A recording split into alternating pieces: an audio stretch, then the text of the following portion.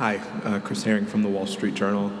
I guess I'm just wondering what sort of variance possibilities do you see with this team? I think people look at the names on the roster and feel like it could win a considerable amount of games, but it's also a roster that, between the point guard, the center, and the backup point guard, that over the last 2 years have missed a decent amount of games due to injury.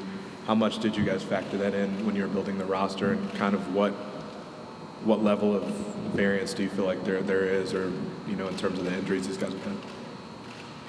I missed that third word that you used. What kind of variance did you say? Variance? No doubt. Having looked at Derrick Rose and his career, and then understanding, this is a young player, probably the youngest MVP since that I can remember, since Wes Unseld, who was a rookie and won the MVP. Probably was older in age than Derrick was, but that's an amazing factor for his career.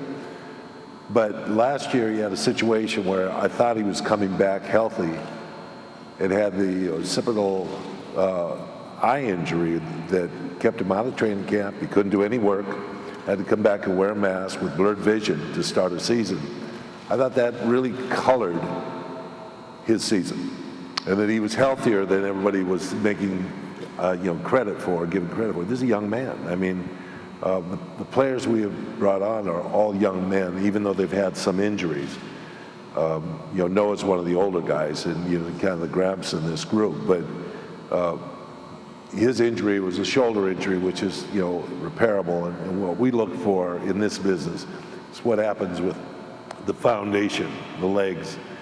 Brandon Jennings, obviously a concern. Achilles tendon is a big concern, but he's had a year, and this is a year for him to do that. And so we're aware of this, and it's also given us the opportunity to take this risk. It's a risk-reward situation. We're aware of this. We think the reward's going to be great, but there always is risk, so we're aware of it.